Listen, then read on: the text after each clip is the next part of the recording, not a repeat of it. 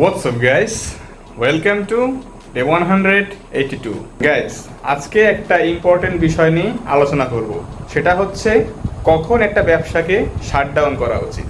Business shutdown করতে পারাও কিন্তু অনেক বড় একটা স্কিল, যেটা সবার মধ্যে থাকে না। তো আজকেরা আসলে সেই বিষয়গুলো নিয়েই আলোচনা করব যে কখন তোমার উচিত একটা ব্যবসাকে বন্ধ করে দেওয়া। প্রথমে আমি বলবো, তুমি যে প্রোডাক্টটা নিয়ে ব্যবসা করছো সেই প্রোডাক্টটা নিয়ে একটু রিসার্চ করো যে ইন ফিউচারে এই প্রোডাক্টটা ভালো পসিবিলিটিস আছে কিনা ভালো কিছু করার। উদাহরণস্বরূপ, ব্যবসা করার জন্য তুমি এরকম একটা প্রোডাক্টকে চুজ করলা যেটা এক্স্যাক্টলি কাস্টমারের কোনো কাজেই আসে না। যদি এইরকম প্রোডাক্ট নিয়ে কাজ করে থাকো তাহলে আমি মনে করি ওই প্রোডাক্ট বা ওই ব্যবসা ওখানেই বাদ দেওয়া উচিত। কেননা ওই প্রোডাক্টের কোনো ফিউচার পসিবিলিটিস নাই। তোমার শুধু শুধু টাইম নষ্ট হবে আর টাকাটাও নষ্ট হবে। সেকেন্ডে যেটা আমি বলবো সেটা প্রথমটার সাথে প্রায় সিমিলার। সেটা হচ্ছে তোমার প্রোডাক্টের অডিয়েন্স যদি সীমিত হয় তাহলে ব্যবসা বন্ধ করে দেওয়া উচিত। যেমন ধরো, তুমি তোমার প্রোডাক্টটা বর্তমানে সেল করতেছো 1000 জনের কাছে, আর সম্পূর্ণ বাংলাদেশে তোমার প্রোডাক্টের কাস্টমার আছে সর্বোচ্চ গেলে 15 কি 20,000। তো একটা পরে তোমার স্কেল আপ হবে, তুমি গ্রো করবা। আজকে 1000 জনকে তুমি তোমার প্রোডাক্ট সেল করতেছো, এরপরে হয়তো তুমি একটা সার্টেন টাইম পিরিয়ড পরে তুমি হয়তো সেই 10,000 বা 15,000 কাস্টমার রিচ করলা। তোমার রিচ করা হয়ে গেল এখন, বা পুরো বাংলাদেশে তো তোমার সেই কাস্টমারের সংখ্যাই 15 থেকে 20,000। তো এরপরে তোমার স্কেল আপ করার কোনো অপশন নাই, তুমি ওখানেই আটকে যাবা। তোমার ব্যবসাটা আর কোনোভাবেই স্কেল আপ করা পসিবল হবে না। আমাদের প্রত্যেকটা ব্যবসায়ীর বিজনেস স্টার্ট করার পিছনে কিন্তু একটা রিজন থাকে, সেটা হচ্ছে একদিন আমাদের এই ব্যবসাটা আস্তে আস্তে অনেক বড় হবে, ক্রমান্বয়ে স্কেল আপ করতে করতে অনেক বড় হবে, আমাদেরও ইনকাম বাড়বে, আমরাও আমাদের লাইফস্টাইলটা অনেক বেশি ইমপ্রুভ করতে পারবো থ্রু স্কেলিং আওয়ার বিজনেস। তো এটা কিন্তু সবারই মোটিভ থাকে। তো সেই ক্ষেত্রে তোমার যদি সেই অডিয়েন্স বা সেই কাস্টমারটা একটা জায়গায় আটকে যায়, যদি তোমার স্কেলটা একটা জায়গায় ফিক্স হয়ে যায়, তাহলে কিন্তু তোমার সেই ব্যবসাটা আর বেশি দূর যাবে না। আর বিজনেস কিন্তু টেকেই মূলত স্কেল আপ করাতে। একটা জায়গায় আটকে গেলে কিন্তু সেই বিজনেস বেশি দিন টিকবে না। তো তুমি যদি দেখো তোমার বিজনেসটার কন্ডিশন এইরকম যে একটা পর্যায়ে গেলে বিজনেসটা আর স্কেল আপ করা পসিবল না, তাহলে ওই বিজনেসটা ওখানেই বন্ধ করে দেওয়া উচিত।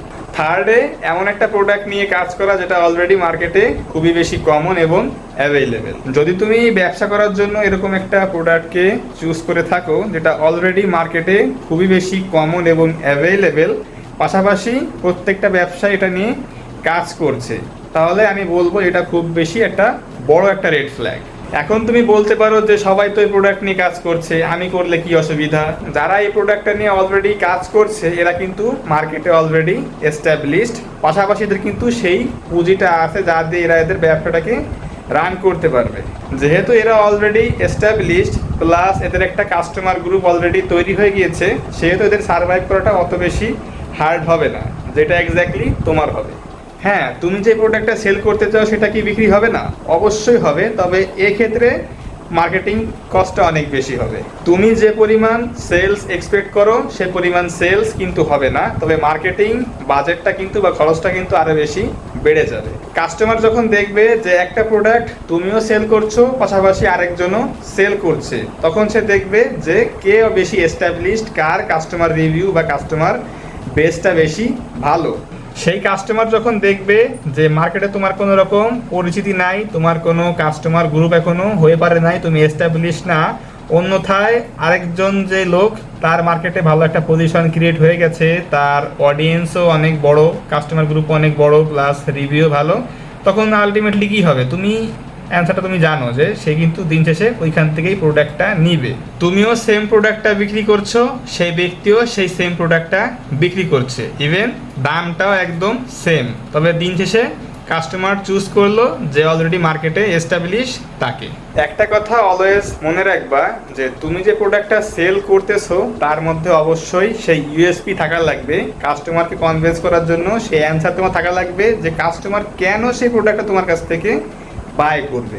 তুমি যদি কাস্টমারকে এইটা বোঝাইতে না পারো যে কেন তোমার প্রোডাক্টটা কাস্টমারের জীবনে কাজে আসবে, তাহলে তোমার সেই প্রোডাক্ট জীবনেও সেল হবে না, তুমি সেল করতে পারবে না।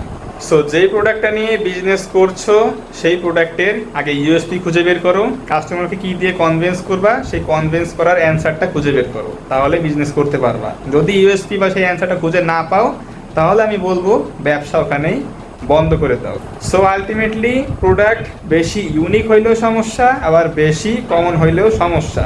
সেজন্য আমি বলবো যে ব্যবসা যখন একটা প্রোডাক্ট নিয়ে করছো সেই প্রোডাক্টটা নিয়ে আগে ভালো করে রিসার্চ করো যে তোমার প্রোডাক্টটা আসলে মার্কেট ফিট কিনা, কাস্টমারের ডিমান্ড আছে কিনা এবং এর ফিউচার পসিবিলিটি ভালো কিনা, এটা স্কেল আপ করা পসিবল কিনা। এই সমস্ত ডেটা কাটাকাটি করে রিসার্চ করে যদি দেখো যে অ্যান্সার পজিটিভ তাহলে ব্যবসা রান করো। তো গাইস, আশা করি তোমাদেরকে আমি বুঝাইতে পেরেছি যে কখন একটা বিজনেসকে শাটডাউন করা উচিত। এই শাটডাউন করতে পারাটাও কিন্তু একটা বড় স্কিল, অনেকে এটা কিন্তু পারে না। তো আশা করি আজকের ভিডিওটা তোমাদের অনেক বেশি উপকারে এসেছে।